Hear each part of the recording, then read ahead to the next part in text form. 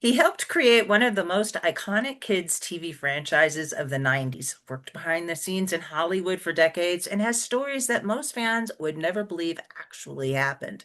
From wild production moments to unforgettable off camera adventures, his journey through television, writing, and storytelling is full of surprises, and one particular story he shares today completely changed how sees the entire industry. Hi, and welcome to the U World Order Showcase podcast, where we feature life, health, transformational coaches, and spiritual entrepreneurs stepping up to be the change they seek in the world. I'm your host, Jill Hart, the Coach's Alchemist, on a mission to help coaches and spiritual entrepreneurs amplify their voice, monetize their mission, and get visible. If you're ready to start attracting premium clients without chasing algorithms or hunting people down like a banshee on a mission, head on over to coachesalchemist.com and schedule your free client acquisition audit. It's the first step to building a business where your clients seek you out rather than you having to hunt them down. Today, we are chatting with Douglas J. Sloan. Douglas is an Emmy-nominated producer, writer, director, author, and songwriter with decades of experience in television and storytelling.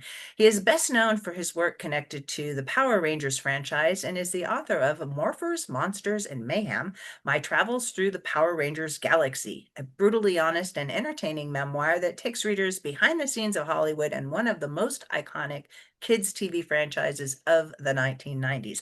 Welcome to the show, Douglas. It's Well, great to have thank you. you so much for having me. This is awesome. Very nice to see you. So let me ask you the big question. What's the Okay. most significant thing, in your opinion, as individuals we can do to make an impact on how the world is going? I think that the best thing we can do is involves mentorship and passing on the qualities that we find important and the values that we find important to the next generation. Because at the end of the day, we're where we're at. I mean, things move very, very, very slowly in the world. It's like a big, huge ocean liner that needs to be turned around, and we may not turn it around, our generation.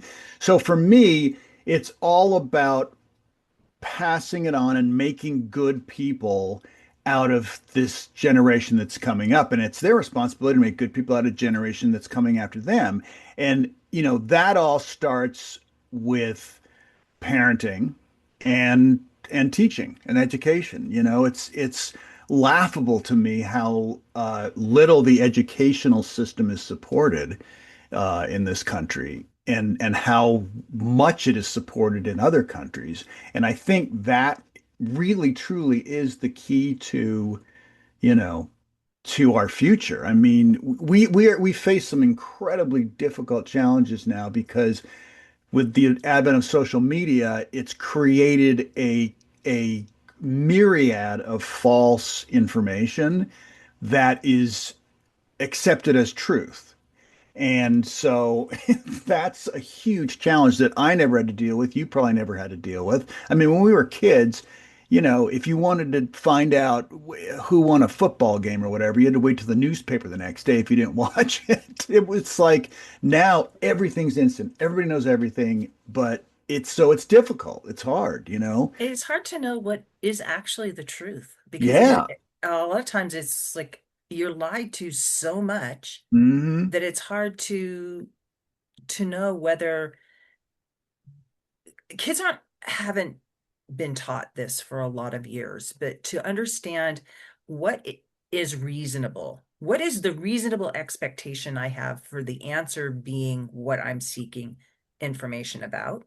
Right. And you're going to see this with as AI becomes more and more prevalent. Hmm. My son was talking about, I have lots of kids, but one of them is an older person. And he was talking about college and how kids are using AI to generate answers to questions, and teachers are just using AI to grade it. Ugh.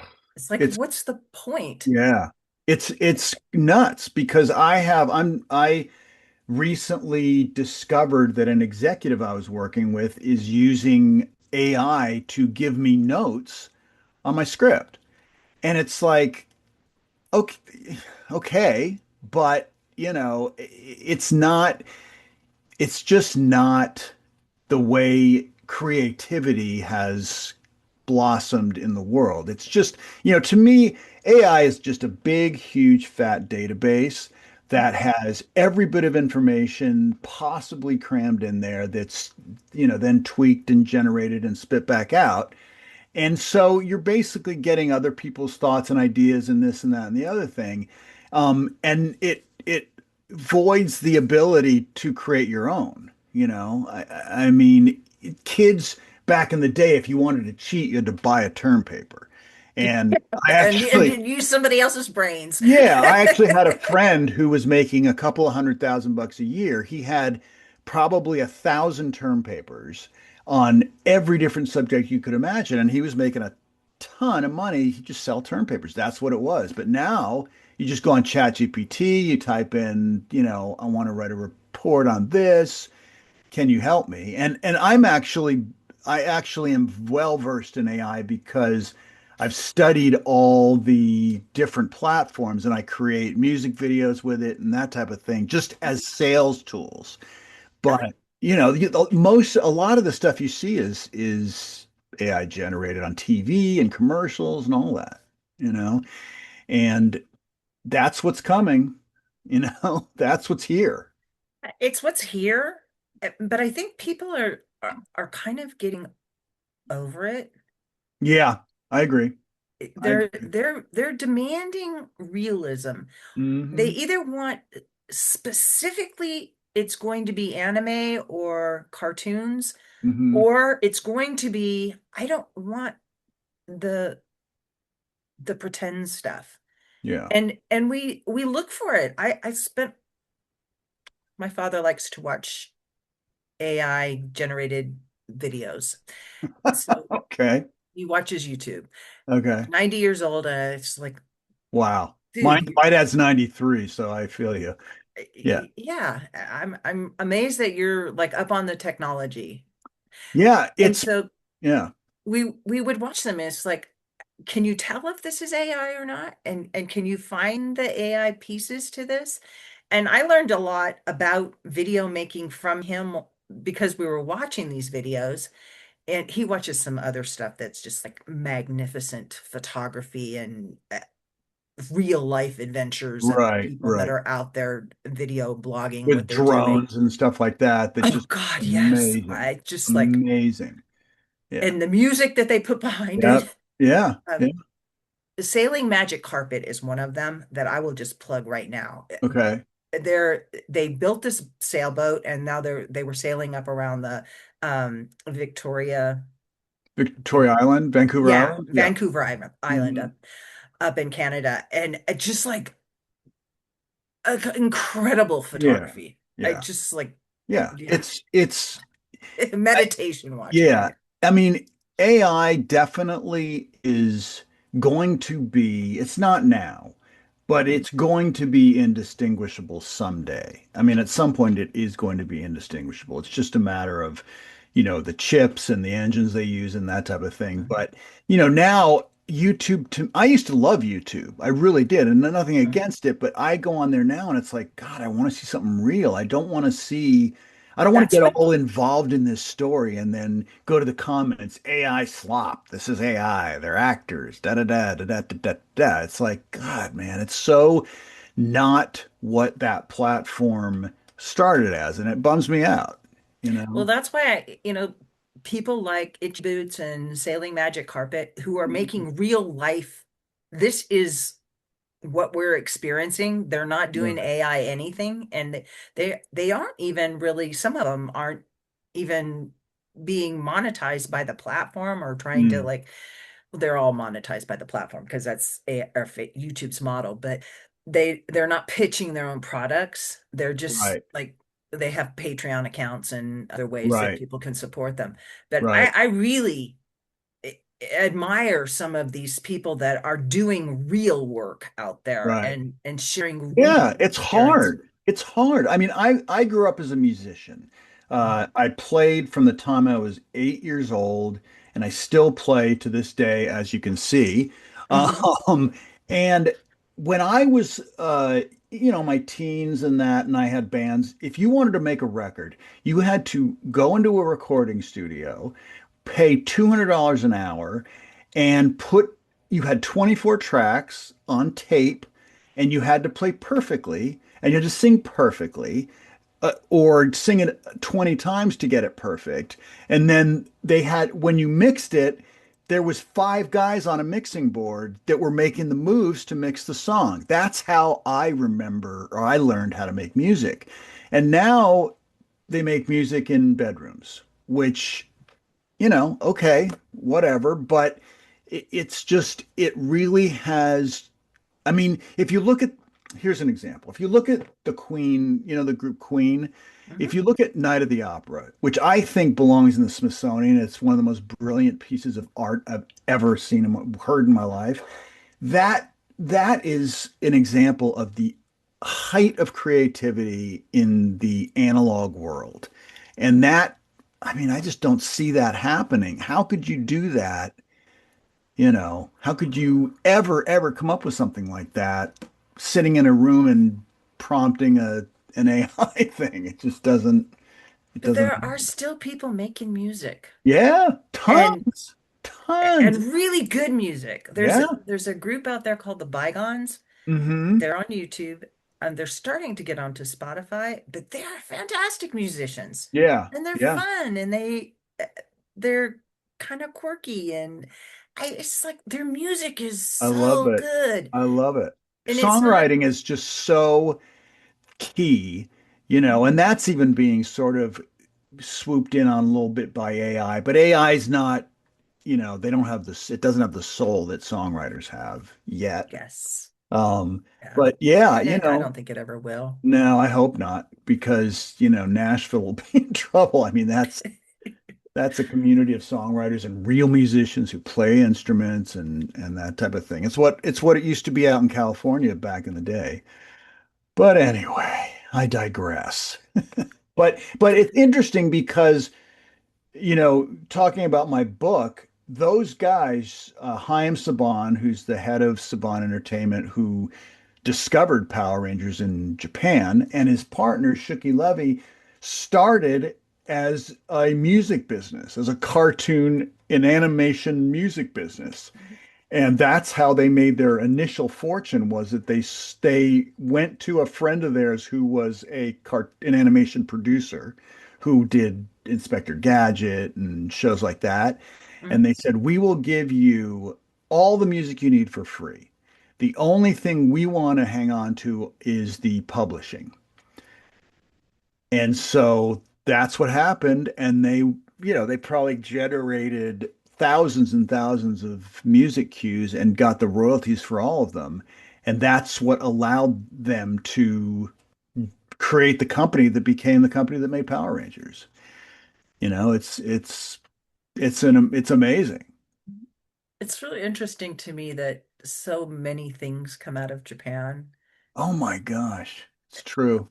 I spent a So lot of true. time there when I was a kid. Oh, you did? Okay. Yeah, before we moved to Camarillo. Right. Japan, Tokyo to Cameroon. Yeah, that was actually what it Yeah. was.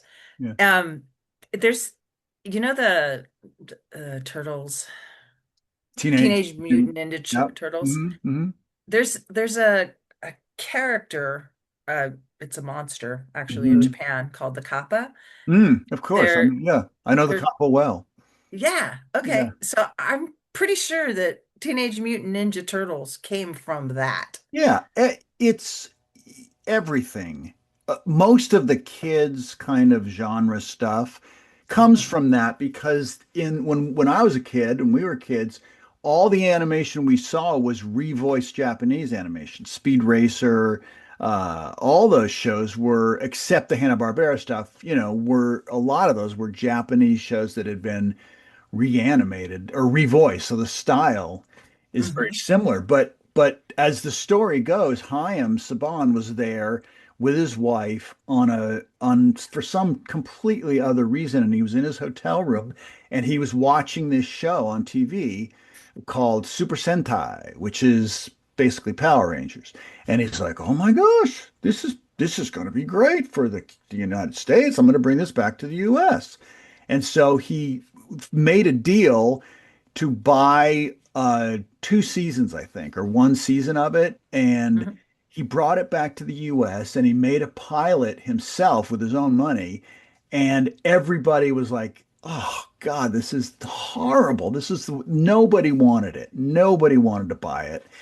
And finally, he convinced Fox Kids uh, to just, order, I think it was 40 episodes, which is the absolute minimum kids order you can make because they run every day. Hmm.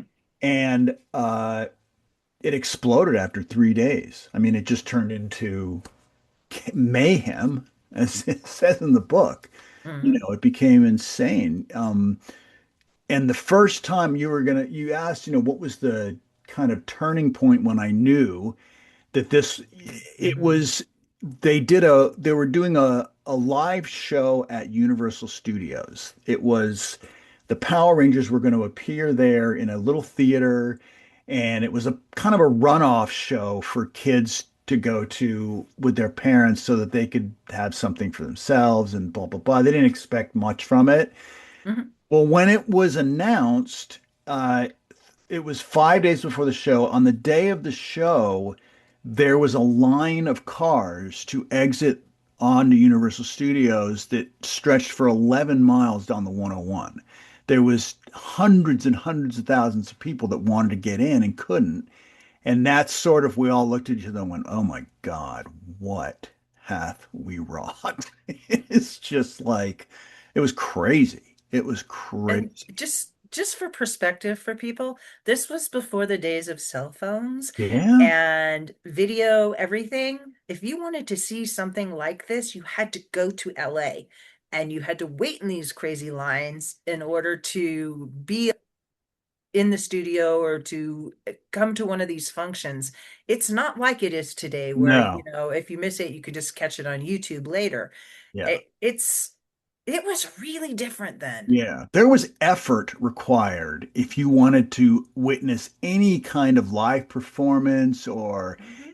anything like that. And it's it kind of bums me out because there's so much that I saw back then as a kid or as a teenager that was so amazing, but no record of it exists, and you can't find it anywhere. My guitar teacher was a guy named Randy Rhodes, who was the guitar player for Ozzy Osbourne.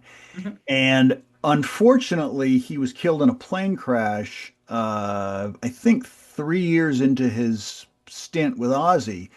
But there's no good recordings of them playing on big stages or anything. There's like two or three, little tiny local TV shows they did, but there's nothing to document what was so amazing about that whole thing. And that kind of bums me out. But you know what? That's what it was. You had to go. And I went and watched him play live, and I'll never forget it. It was a moment. It was an event, you know? Yeah, and we all have these events. All of us older people have these Yes. events that we Right. remember that we're kind of there at the time they didn't seem that significant. I can Totally remember true. sitting on the steps of the University of Hawaii, Hmm. um, thinking it was back in the night in the 70s. It was 1979 actually. Hmm. Thinking, the 70s is such a khaki colored era. It was just so bland. But when I look back over the 70s, it was the most peaceful decade that Yeah. I ever experienced in my entire It was life. so innocent and it was so, even with, the Vietnam War ending and all that and Nixon and that whole thing, it became very, very kind of peaceful and mellow, you know. Yeah. And, Yeah. people weren't out rampaging around and trying to take over the world like they are Yeah. today. And if like you And brought a gun to school or something like that, it was a national news story. Whereas most of the nowadays, people in the country used to have them in the back of their pickup trucks. And they hmm would take them to school because they were done hunting. right, And right. nobody gave a thought that they were going to come in and shoot up a classroom. Mm-mm. It was unthinkable. If it was in a movie, you wouldn't believe it, Yeah. you And know? they didn't make movies about stuff like that. No. They made, No. feel good movies and Yeah. Yeah. When I first started at the Disney Channel, making movies for them, I made movies that were fun about action sports. One of them was Johnny Tsunami, one of them was motocross. I mean, I made fun, Mhm. wholesome movies that parents appreciated and kids loved and stuff like that. And they don't make them anymore, really. Even the Disney movies that are based on Grimm's fairy tales, I Yep. mean, they made them positive and Hmm. uplifting. Those Yeah. stories are not positive and No. uplifting in the No. original format. I mean, No. Yeah, I mean, I made my movie Johnny Tsunami was basically based on Romeo and Juliet, which is a great tragedy, mhm, uh, but flipped on its head. And the Capulets, it was the snowboarders against the skiers instead of, okay, okay. the other thing. But yeah, it doesn't really happen anymore.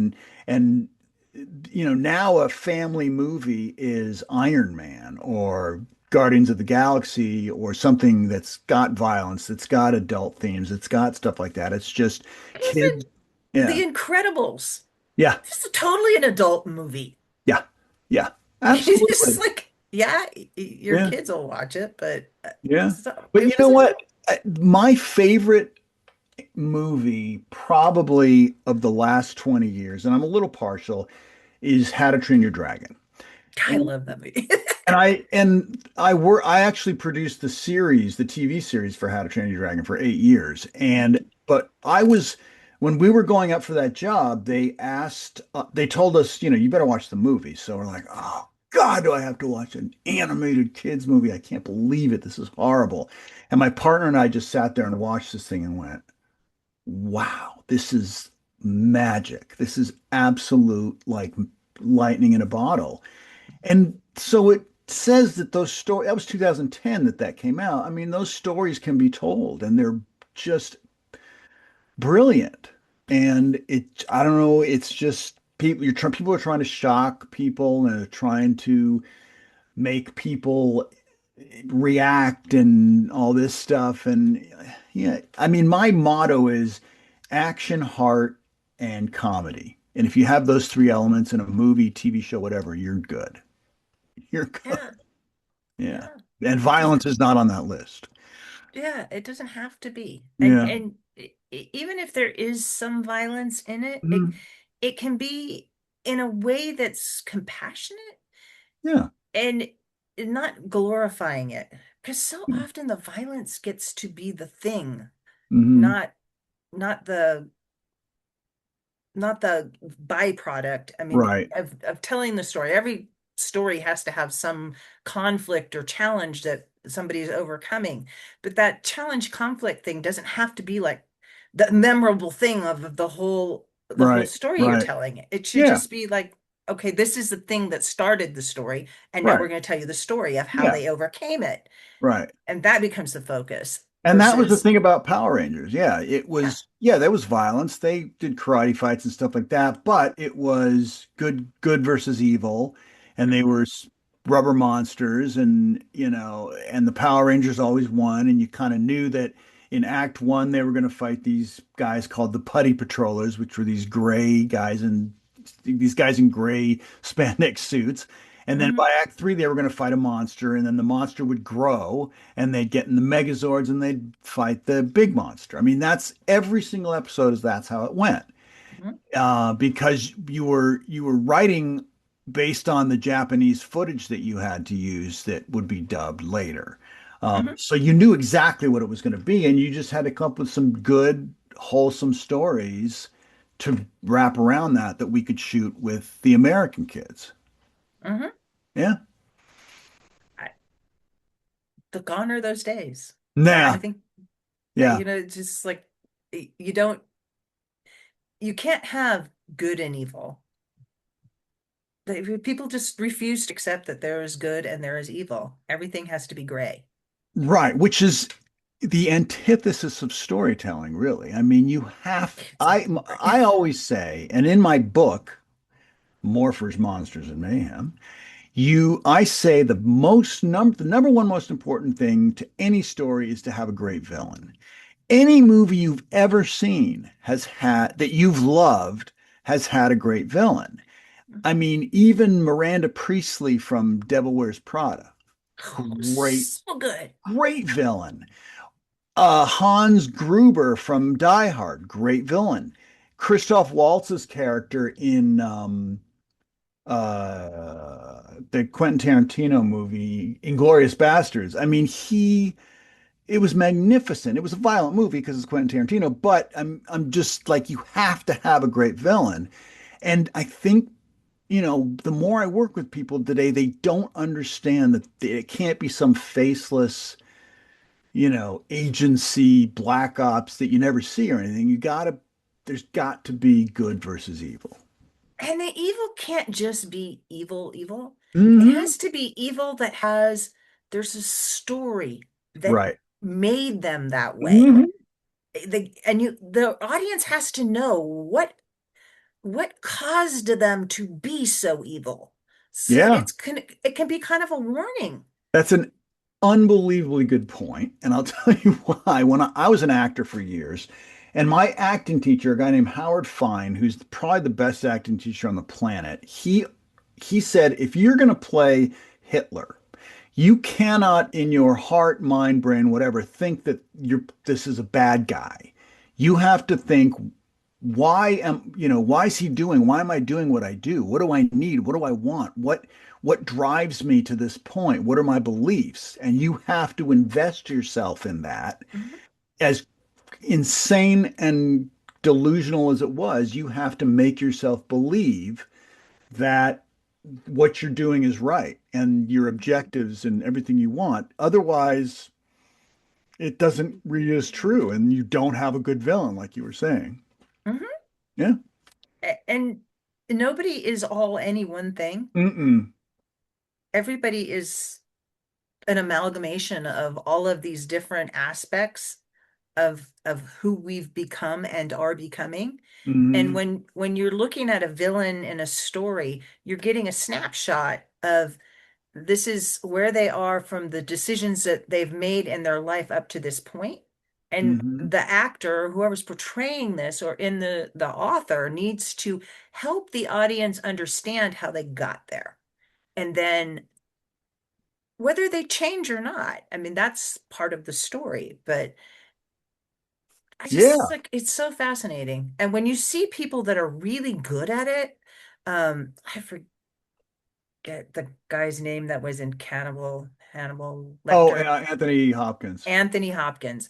Ah, God, that was such an incredible portrayal of a It person, but was, yeah. he wasn't all bad. You know, you walk away from that movie and what he did in the movie was just like, ew, ick. And the whole content of the movie was ooh, ick. But the part he played was it's like Yeah. never forget it. Yeah, and it really goes back to the fact that people who are like that don't decide to do that one day. They can't, Mhm, their brain is wired a certain way, and that's what they do. It's like you and, me eating a In-N-Out burger is to him, it's as normal, him eating someone's liver that's as normal to him. It's just mhm, against the society norms. So yep, he's got to find a way to do it. And even in that scene where he's, killing someone, he doesn't flinch. He just, mhm. it's work. He's doing work, Just butchering an animal Yeah, that he's and gonna eat. that was, as you said, violence that absolutely was there for a reason. And, because you had Jodie Foster, who was so heroic, but not in an overt kind of, she had her vulnerabilities, which was fantastic. Mhm. That's what made that work. It was mind blowing. And there are actors that can do that, and actors that can't. And there are a few out there who just always get to play that part because they're so good at it. They're just so good at it. Yeah. Yeah. I think it's what disappoints me when I go and see Star Wars movies today Hmm. Hmm. versus the original Star Wars movies, which I'm pretty convinced they modeled off of Dune. It's just Hmm. like, Okay. it's like, and that's not an original thought either, because the guy that wrote Dune, Herbert, I can't remember his name. Um, he thought that that was what had Really? happened too. I never heard that. That's interesting. Yeah, the whole empire universe building thing that happened in the Uh-huh. first movie especially was very similar to Dune, Interesting. the book Dune. Interesting. Um, I but never, I never heard that. That's interesting. yeah. Yeah, I mean, look, there's I, only 8 stories in the world, going back to the Greeks. So mhm, you're gonna, people retell stories all the time. Yeah, I mean, my Disney movies are mostly based on Shakespearean stuff. mhm, It's just because it works. It's great. But anyway, yeah, Star Wars, the original Star Wars, you had Darth Vader, and you knew he was the bad guy. There wasn't any doubt about it. That's the bad guy. And it's not as simple anymore. And I think because of kids and becoming more sophisticated with seeing everything they see on YouTube and all over the place, it's the studios believe that they have to make things convoluted and complicated and this type of thing. But yeah, I mean, there's an argument to be made that it's good old-fashioned bad guys are can be played really differently and really well and very interestingly. Um, you don't have to make them crazy screaming lunatics. In fact, that's kind of boring now.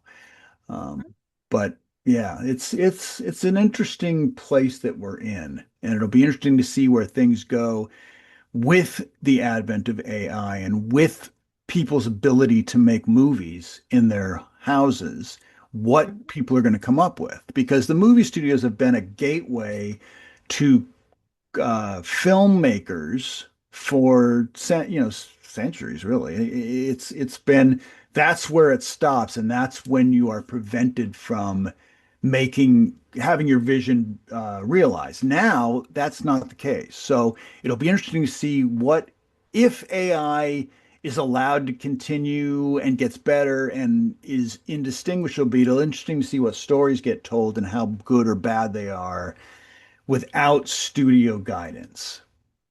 That fascinates me. it is fascinating. It's interesting to look back over the years from like, I Love Lucy and Mm. the Smothers Brothers, Hmm. who are all very edgy in Hmm. their day. Yeah. Um, and where we've come to now. I mean, when the I Love Lucy came out, they were sleeping in separate beds Yeah. Then the to Brady Bunch, in the Brady Bunch, and they they were the first ones to sleep in the same bed. yeah, Yeah. I, all these memorable moments Yeah. in history that people don't really appreciate today because there's so much junk out there, and it's like Yeah. I there's mean, not. yeah, it's hard. And full disclosure, I had an issue with the Power Ranger fans. We had an issue with me because I needed to create some very quick 10-second ads for my book to put on Instagram and all that. And I did it with an AI program because I mean, that's just what everybody's doing.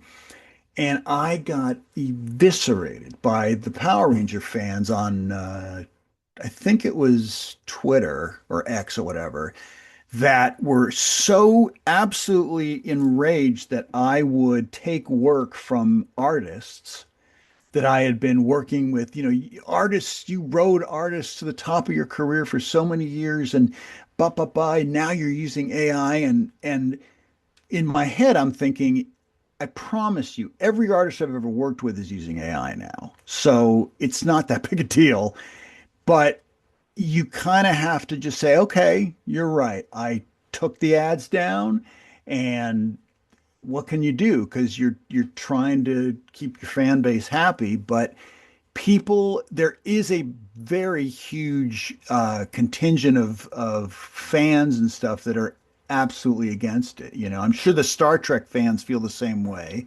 because Oh they yeah. love their actors. I mean, I dated a Star Trek actress once, and man, it is just mind blowing how dedicated those guys are.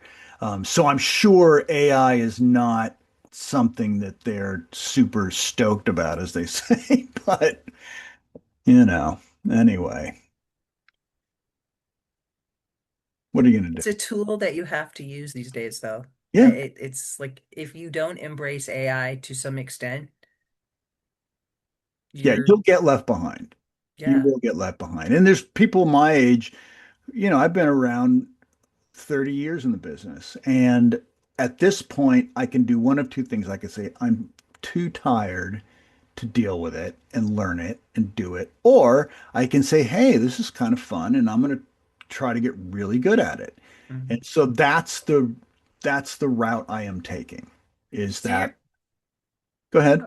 your Power Ranger fans are probably in their 40s. Yeah, it's funny because Power Rangers started in 1994, I think is when it Hmm. first aired. And it went off the air 5 years ago or 6 years ago. So it was on for 30 years. Hmm. And so I will get fans like my editor on the Dragons TV show was in his late 20s, early 30s. And he came in one day with this big, huge box, which was a toy Megazord. And he bashfully came in and wanted me to sign it. And he said, man, you changed my life and this and that. And then there's 45-year-old people who were there in the very beginning because the original demographic for that show was ages 2 to 11. So we had 11-year-olds who were running around with action figures. So yeah, there's a big, big swath of people who have watched that show over the years. And that's why I kind of felt like it was a great time to write this book. And this is the first book which covers my years doing it at Saban Entertainment. Hmm. And then I was brought back when Disney acquired Power Rangers to set it up in New Zealand and change it over to that whole thing. And I worked there for 2 years. So I've done it in two different completely different environments. And that's the next book is going to be my time in New Zealand with Power Rangers, which was completely a different experience because you're working with Disney Hmm. and not Saban. And it was in a different country, and the people were completely different, and it was just a different experience. But it's still Power Rangers. It's still Power Rangers, It's no still the matter same what. story. Yeah, it really is. It really is. And they're doing a new Power Rangers from what I hear at Disney with the Hmm. guys who did the Percy Jackson's shows. Huh? Yeah, yeah, yeah. And I bet they'll do a great job. I bet it'll be amazing. I can't wait to see it. Because I think they're doing it all original, no spandex, no footage, none of that. Hmm. So that'll be very interesting to see how that goes. But yeah. I like those. The Percy Jackson thing was that was really actually kind of a cute show. Oh, it's a great show. Yeah. It's really well done. Yeah, Yeah, I those guys are very smart. watched it by myself, Yeah, as an adult. yeah, me and my wife did. We binged it. I mean, Hmm. it's great storytelling. And Storytelling. good monsters Yeah, and because you just go back to, you go back to that mythology and it's like that's the original storytelling hmm. is that. So it's going to be great. It's going to be great. Yeah. So people can find your book by Hmm. going where? It's on Amazon and Mhm. it's called Morphers, Monsters, and Mayhem. my travels through the Power Ranger galaxy. Let me actually do this. A little shameless self-promotion. Can you see Yeah, that? yeah, yeah, yeah. There That's it is. great. Yay. And it's available in paperback and in Kindle. And there's actually an audiobook which I read myself, and people seem to really enjoy that for some reason. I think because I really I'm not too serious about it. I kind of take the, you know, piss out of myself. Sorry for that. And It's all good. yeah, I just don't really, I don't take it too seriously. And uh, that's actually a great way to consume the book. It's 11 hours because the book is like 412 pages, which blows my mind even. But yeah, Amazon is the place to get it. And what all I ask is if you do get it, please, if you like it, leave a review. That's the thing about Amazon. You got to have reviews. And I've gotten great reviews. People love it. And just the more we get, the better off we are. And that's sort of where we're at. I mean, it's a fun read. It's not going to change your life. It may teach you a few lessons about what people are really like and how you can easily get fooled and screwed over, as they say. That was my first introduction to the showbiz, the showbiz back going around your back and screwing you over. But it's a great lesson. And It's it's a great interesting lesson. to read stories of things of the way the world was during that period of time, because there are people that will never experience it. We were talking about, Yeah. you know, the satisfaction of slamming down a receiver on the telephone, Uh, something that most people will never know, yeah, or looking for a payphone right. Yeah, because you didn't have one in your yep, pocket. yep, yep. Or getting a busy signal. I'm getting a busy Or, signal. or we were also talking about events. Like, what are the events now that you feel viscerally? Not that you watch on YouTube, but that you actually feel in your bones. For me, when I went to my first Pink Floyd concert at Anaheim Stadium in California, it, I mean, I can still feel it. It rained and there was double rainbows in the sky, which at a Pink Floyd concert is quite a Yeah. thing. Um, no, it's stuff that I don't know. I wonder if people get that experience. I mean, I'm sure now with people going to these big raves with DJs and stuff, maybe that's the thing. But yeah, for me, that those moments were really, really, huge for me. Just huge for me. They're real life experiences that we Hmm. have, and as kids now, kids don't go outside and play and Yeah, create like we used to. Like, you know, yeah, my mom used to lock the door and we were out until the lights came back yeah, on. And if we were thirsty, we drank out of the hose because, yeah, you know, yeah. there's water there. Yeah. I literally, when I got home from school, I got on my bike and I left. Mhm, And my mother, when it was dinner time, would call my name out the front door, Douglas, mhm. dinner. And Yep. somehow I would hear it and come home. And it was usually right around the time when the street lights came on Yeah, because that was exactly. their signal. It was the Yeah, universal signal yeah. for all Yep. children. Now is Dude, the I time got to to go get home, home. man. It's getting dark. I'm going to be in so much trouble. And Yeah, yeah, exactly. it And their was. bicycles. Yeah, and it was just the first time you ever, excuse me, smoked a joint with your friends in eighth grade or whatever it was. And those are all these experiences that you did. It was a collective, it was a community. The first time you ever heard, the new Elton John song was at someone's house. I mean, I'll never forget this. It was Bitches Back by Elton John. Hmm. And I heard it in the street, literally. And I was like, what is that? That's awesome. And I went to find where it was coming from.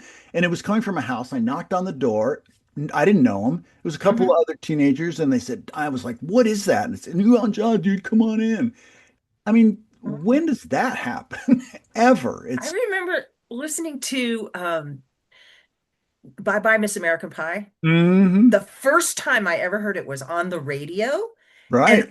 I was in Japan, so we only had one station in English, and they Wow. only played 1 hour of rock and roll a day. Wow. Wow. So my sisters and I were glued to the radio with our little tape recorder Yeah. Yeah. because that was the only Yes. way we could get the Yes. song over Yes. there, and holding the thing up, waiting for them to play that song Yeah. again Isn't that because it was wild? so good. Yeah. It's so wild. And you'd sit by the radio and wait and wait and wait and wait until your song came on. Yes. So you You could know? record it Yeah. Yeah. It was awesome. But, look. with your tape that you had to like use your pencil to. Oh my God. Or 8 tracks. That was Oh another God. one. Good Lord. I mean, look, it's something to be said for everything today, yesterday, whatever. And people are so completely obsessed with how awful things are today. But if you look through history, things have been a lot more awful throughout history. I mean, let's not forget what horrors we have seen over the years and what our ancestors fought for and the crap they went through just to found this country. I mean, it's just, it it Most all people passes. don't even know the story behind the national anthem, Yeah, yeah, yeah, of people being on a ship yeah, watching this fort, yeah. waiting to make sure that flag was still there in the morning Right, because there right, were so few people in that fort to defend the flag being up. And in right. those days, you took down one flag and you put up the other, your Yeah. country was done. It was capture the flag, basically, That with was war guns. back then. Yeah, Yeah. yeah. But And but absolutely. I mean, we just sing those words. We hear it every time we go to a sporting event, but our flag was still there. I mean, it chokes me up every time I yeah, hear it because it's I know huge. the story behind it. I Yeah, know people bled and died yeah. for our ability to live in this country and to.